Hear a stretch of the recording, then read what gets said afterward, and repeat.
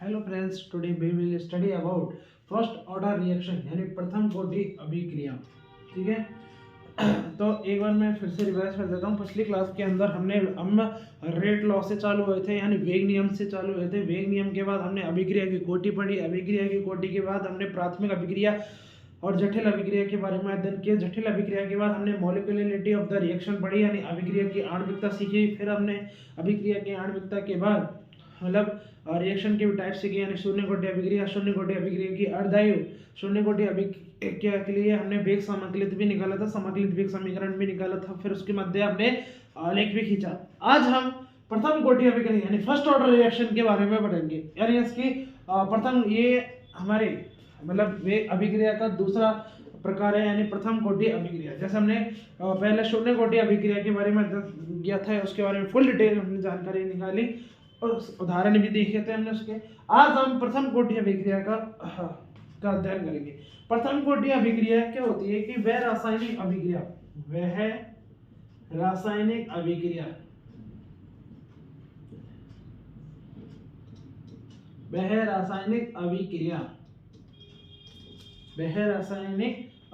जिसका वेग अभिकारक की सांद्रता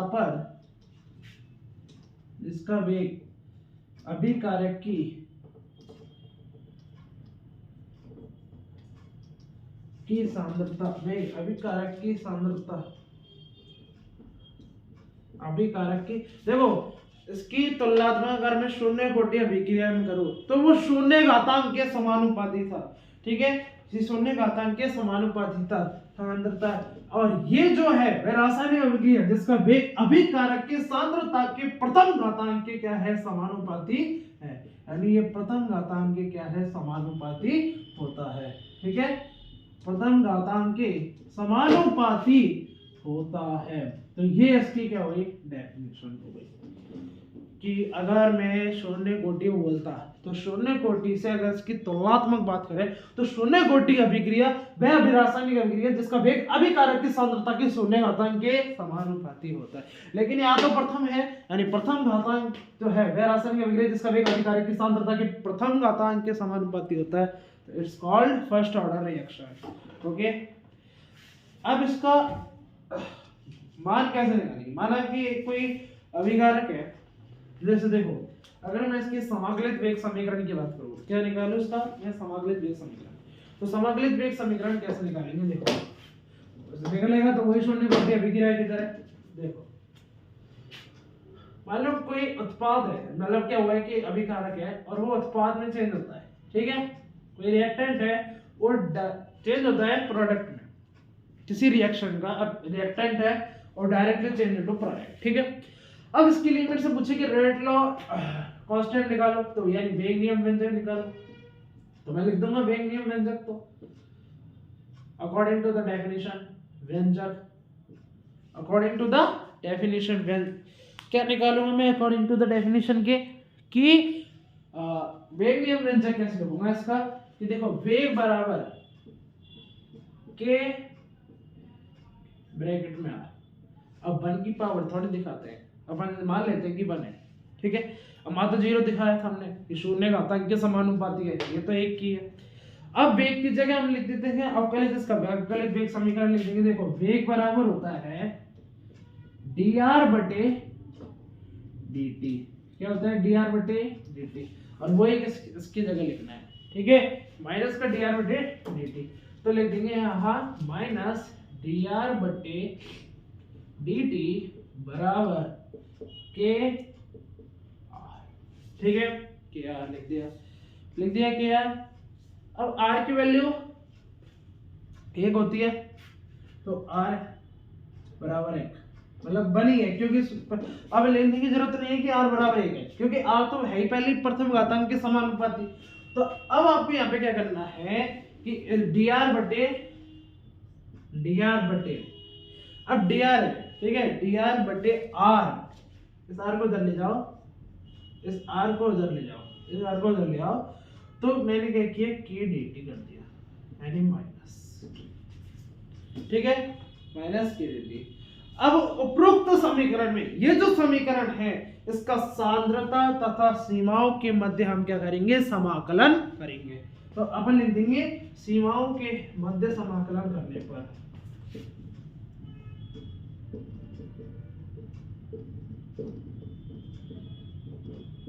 समाकलन करने पर,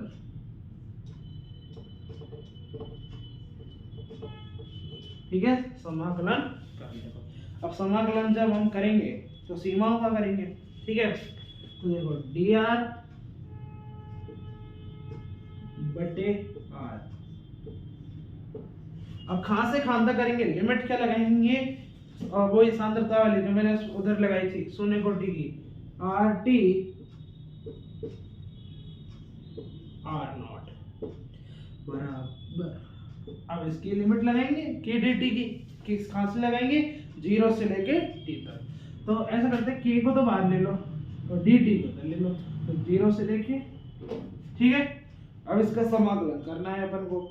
तो देखो अब यहाँ से मैं, तो आप पहले इसका स्क्रीनशॉट ले लेंगे, ऐसा करता हूँ यहाँ पे लिख देता हूँ इसको मिटा के, ठीक है। ये देखो देखो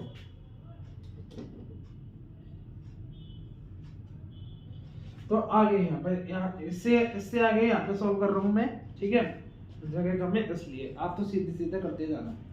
देखो ln ले रहा हूँ, अब तो ln लेना ही पड़ेगा मुझे, log लेना ही पड़ेगा, ठीक है। r,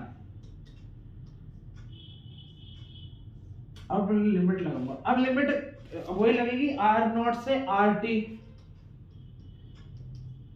R0 से RT। इसके बाद अब ये dt है, ठीक है, ये dt है, तो इस dt को मैं लिख दूंगा t। अरे ये जो dt है उसको मैं केवल क्या लिख दूंगा, t लिख दूंगा, ठीक है। तो देखो ऐसे बराबर माइनस के t, और लिमिट तो वही लगेगी t से 0, ऐसे लिख दिया मैंने, t से 0। तो अब ऊपर वाली लिमिट लगाएंगे, क्या लगाएंगे, ऊपर वाली लिमिट लगाएंगे। देखो RT माइनस R0, देखो ln को बाहर लिख दो, RT माइनस ln R0 बराबर माइनस KT, बराबर माइनस KT, ठीक है। सही तो है, और क्या है इसमें, सही तो है। और ln R0 minus ln RT बराबर KT, बराबर क्या आ गया, KT। भाई दोनों तरफ लिख दिया, यानी बड़ा छोटे में से बड़ा और बड़े में से छोटा, ठीक है। तो देखो ln RT पहले लिया, फिर ln, तो इसलिए माइनस, और अब R0 में से, यानी बड़े में से छोटा घटाते हो तो आता है प्लस।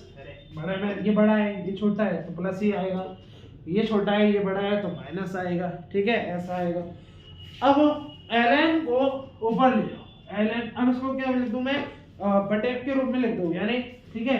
तो ln R0 बटे RT बराबर KT, ऐसे लिख दिया मैंने, KT, ठीक है।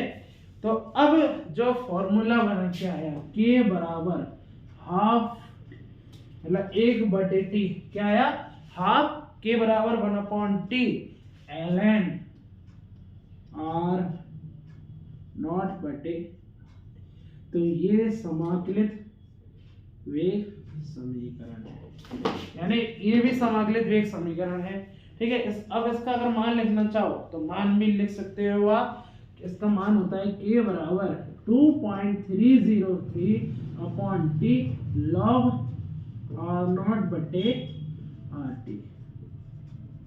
तो ये लीजिए, ये भी समाकलित वेग समीकरण है, ठीक है। तो ये प्रथम कोटि अभिक्रिया का क्या है, समाकलित वेग समीकरण, ठीक है। क्या है ये, समाकलित वेग समीकरण, ठीक है, दिख रहा होगा आपको।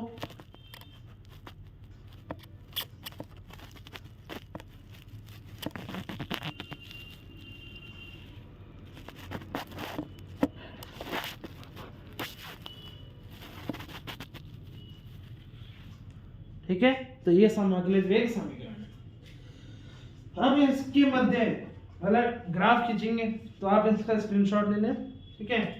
अब ग्राफ स्क्रीनशॉट ले लें इसका, ठीक है। अब इसका ग्राफ खींचेंगे आप, स्क्रीन ले ले और इसका ग्राफ खींचिए। प्रथम कोटि अभिक्रिया के लिए जो अगले आएंगे, प्रथम कोटि अभिक्रिया के लिए, कोटि अभिक्रिया के लिए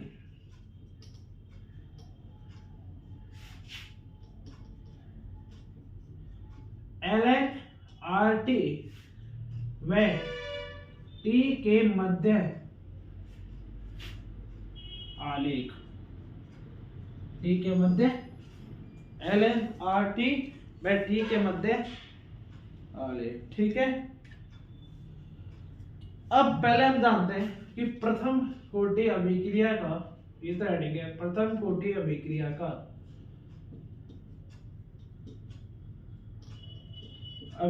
का समाकलित वेग समीकरण निम्न है। वेग समीकरण क्या है? ठीक है, समाकलित वेग समीकरण क्या है? ठीक है, प्रथम कोटि अभिक्रिया का समाकलित वेग समीकरण क्या है?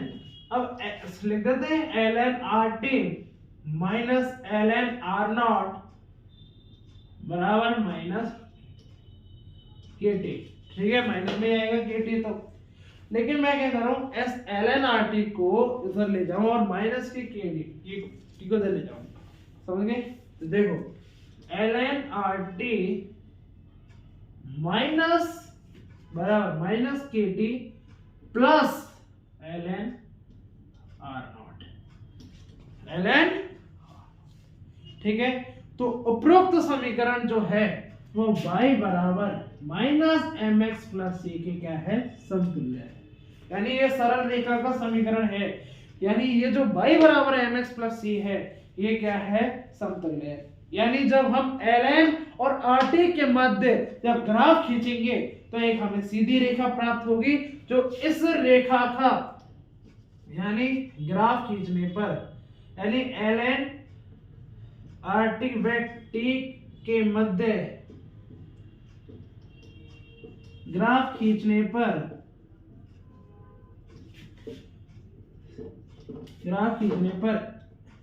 एक सीधी रेखा प्राप्त होती है, सीधी रेखा प्राप्त होती है जो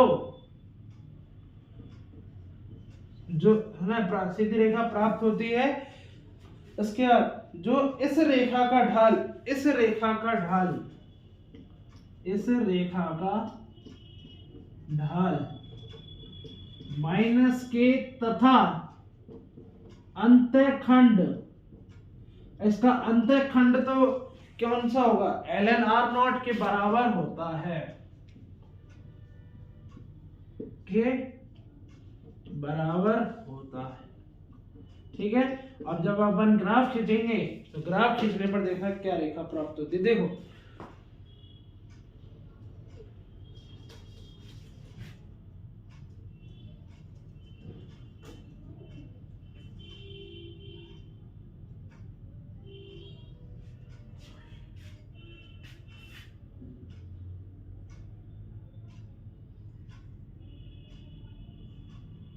ठीक है, इस वाली एक्सिस पर हम ले रहे हैं ln R0 मतलब ln RT, और इस वाली एक्सिस पर ले रहे हैं T। ठीक है, तो जब हम ग्राफ खींचेंगे तो ग्राफ खींचने पर मान लो अंतःखंड यहाँ आया ln R0, ठीक है, ln R0 यहाँ पे आया तो एक सीधी रेखा प्राप्त होगी। देखो यहाँ जिसमें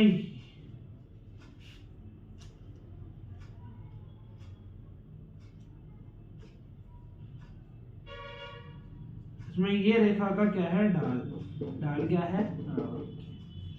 तो ये ढाल है इसकी, ठीक है, माइनस की के ढाल है और ये इसका अंतःखंड है। तो ये इसका था RA, यानी प्रथम कोटि अभिक्रिया के लिए ln RT व T के मध्य आलेख किया। पहले समाकलित वेग समीकरण निकाला, लिखा, फिर y बराबर माइनस mx प्लस c का समतुल्य किया। जब देखा कि हमें सीधी रेखा प्राप्त होती है तो इस रेखा का ढाल माइनस के था और अंतःखंड ही था, और ये ग्राफ था। देखो सीधी रेखा प्राप्त हुई, ना तो कर्व है और ना कुछ है, सीधी रेखा है। ठीक है, अब इसके लिए हम एक और ग्राफ हो रहा है। एक और ग्राफ का मतलब क्या है कि प्रथम कोटि अभिक्रिया के लिए हमने तो अभी ln RT में T के मध्य ग्राफ खींचा है, यानी हम एक और ग्राफ खींचेंगे R0 बटे RT, यानी log R0 बटे RT व T के मध्य आलेख। तो पहले इसका स्क्रीनशॉट ले लें आप, ठीक है। एक और ग्राफ है, देखो वो ग्राफ बिल्कुल ऐसा ही है, लेकिन इसके जस्ट अपोजिट है। ये नीचे आया, वो ऊपर जाएगा। देखो ना कैसे, देखो तो हेडिंग में अपन डाल देते हैं प्रथम कोटि अभिक्रिया के लिए log R0 बटे RT व T के मध्य आलेख,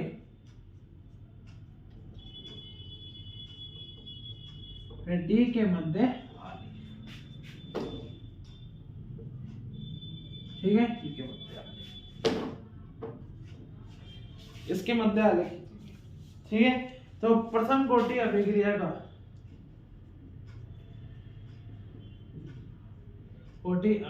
का समाकलित वेग समीकरण निम्न है।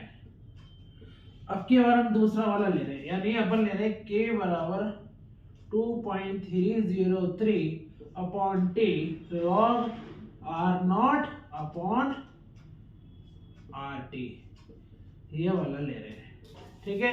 अब की बार हम ये वाला समाकलन ले रहे हैं, ठीक है। अब ऐसा करते हैं log R0 बटे RT है, ठीक है। RT बराबर में क्या लिखा है मैंने, इस KT को इससे गुणा कर देता हूँ, KT अपॉन 2.303, यही तो किया मैंने क्रॉस मल्टीप्लाई, यानी KT को इससे किया और 2 तो बटे में लिख दिया, यानी इसको मैंने इसके बराबर लिख दिया, ठीक है। ऐसे लिख दिया, मतलब इसकी पद ऐसे ही पदों में लिख दिया मैंने, ये मान लो आप, तो ठीक है। इसके बाद क्या आएगा, जब ln यानी log R0 बटे RT, log R0 बटे RT एवं T के मध्य ग्राफ खींचने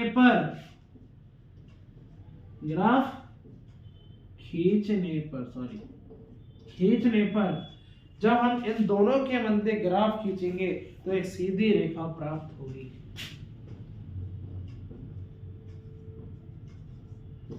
एक सीधी रेखा प्राप्त होती है,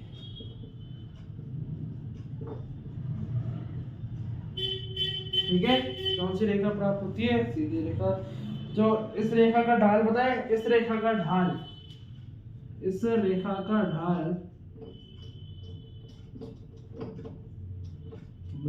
-k/2.303 और अंतःखंड अब की बार क्या आएगा, अंतःखंड शून्य के बराबर होगा। अंतःखंड क्या होगा, शून्य ही होगा, क्योंकि अंतःखंड है ही नहीं। अंतःखंड शून्य के बराबर होगा। तो जब मैं इसका ग्राफ खींचूंगा, ग्राफ खींचूंगा तो देखना,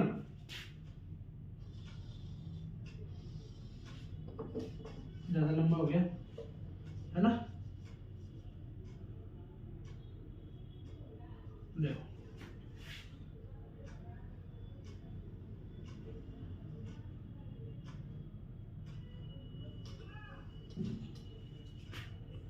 तो देखो यहाँ पे लेंगे log R0 अपॉन T, ठीक है, इस एक्सिस पर तो, और इस एक्सिस पर लेंगे T, ठीक है। तो आपको यहां से ये सीधी रेखा प्राप्त होगी, ठीक है। थोड़ी सी टेढ़ी लग रही होगी आपको, आज जब आप अपनी स्केल से खींचोगे तो आपको एक सीधी रेखा प्राप्त होगी। तो इस रेखा का ढाल जो होगा वो मैंने आपको लिख दिया है। इस रेखा का ढाल जो होगा वो होगा ढाल बराबर माइनस के अपॉन 2/303। तो इस प्रथम कोटि अभिक्रिया का ये दूसरा ग्राफ है।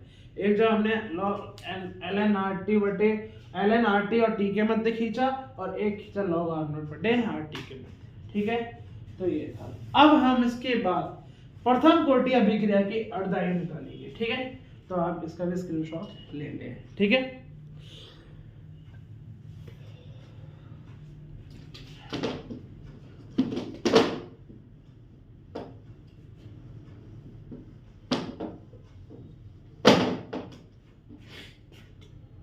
प्रथम कोटि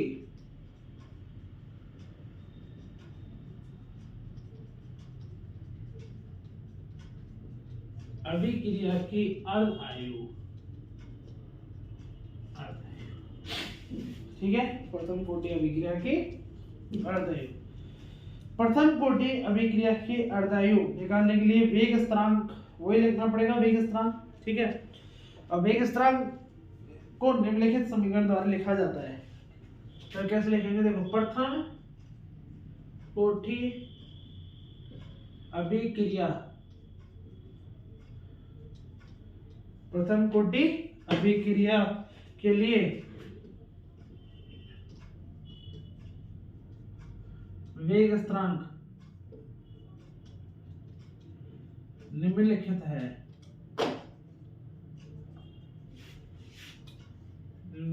ऐसे लिखा निम्नलिखित k बराबर 2.303 upon t log R0 upon RT। ठीक है, ये है log R0। इसको ले लो आप समीकरण 1। इसको क्या ले लो, समीकरण। अब अभिक्रिया की अर्धायु निकाल रहे हैं प्रथम कोटि अभिक्रिया की, तो आधा भी करना पड़ेगा, क्योंकि अभिक्रिया की जब हमने अर्धायु पढ़ी तो उसकी डेफिनेशन ही यही होती है। अभिक्रिया की अर्धायु की क्या होती है, बताया आपको, कि किसी अभिक्रिया के लिए वह समय जिसमें अभिकारक की प्रारंभिक सांद्रता घटकर क्या हो जाती है, आधी हो जाती है, यानी प्रारंभिक सांद्रता घटकर क्या हो जाती है, आधी। तो देखो, ये इसके लिए समीकरण ये हो गया। अब मैं क्या करता हूं, यदि t बराबर t हाफ हो तथा R0 RT बराबर R0/2 हो, तो RT बराबर क्या हो, R0/2 हो, तो ये मान समीकरण 1 में रखने पर, ये मान समीकरण 1 में रखने पर देखो, k बराबर 2.303 t half log R0 upon R0/2। अब देखो यहाँ पर ये लिखते ही एक चक्कर आ गया होगा क्या, किस log R0 बटे R0/2 है। चलो R0 से या R0 कट जाएगा, लेकिन अपन काटेंगे नहीं, यहाँ पे अपन काटेगा नहीं। t हाफ बराबर k इंटू 2.303, सॉरी k, तो k इंटू है, k तो आएगा, अरे देखो, k बराबर 2.303 log 2 अपॉन t हाफ। अब जब t हाफ को इधर ले जाएंगे तो k इसकी जगह ले लेगा, और क्या है, तो फिर अपन आगे से तो कर रहे थे। अब log 2 का मान आपको याद होना चाहिए, log 2 का मान होता है 0.3010, ये log 2 का मान, ठीक है, 0.3010। ठीक है, तो देखो t हाफ निकालना है, t हाफ बराबर 2.303 इंटू 0.301 अपॉन k, तो t हाफ बराबर आएगा 0.693 अपॉन, तो ये प्रथम कोटि अभिक्रिया की क्या है, अर्धायु। 0.693। ठीक है, इसको दोबारा से लिख देता हूँ। देखो यहाँ पर टी हाफ बराबर 0.693 अपॉन, तो ये है प्रथम कोटि अभिक्रिया की अर्धायु। प्रथम कोटि अभिक्रिया की वही वेग स्थिरांक से निकाली गई। मैंने कुछ नहीं किया, मैंने टी को टी हाफ कर दिया, आर टी की जगह आर नॉट बाय 2 किया। जब ये तो पता है आपको कट रहा है, तो log 2 का मान आपको पता है 0.3010 है, तो फिर इससे आप कर दो गुणा करके, आपके पास ये मान। ठीक है, तो ये बहुत ही वेरी इंपॉर्टेंट है। इससे एक क्या पता चला, पता है कि प्रथम कोटि अभिक्रिया की अर्धायु एक स्थिरांक होती है। एक स्थिरांक कैसे कि ये अभिकारक की प्रारंभिक सांद्रता पर निर्भर नहीं करती। क्या? ये अभिकारक की प्रारंभिक सांद्रता पर निर्भर नहीं करती।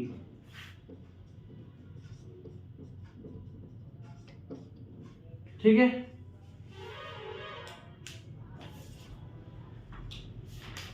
नहीं करती।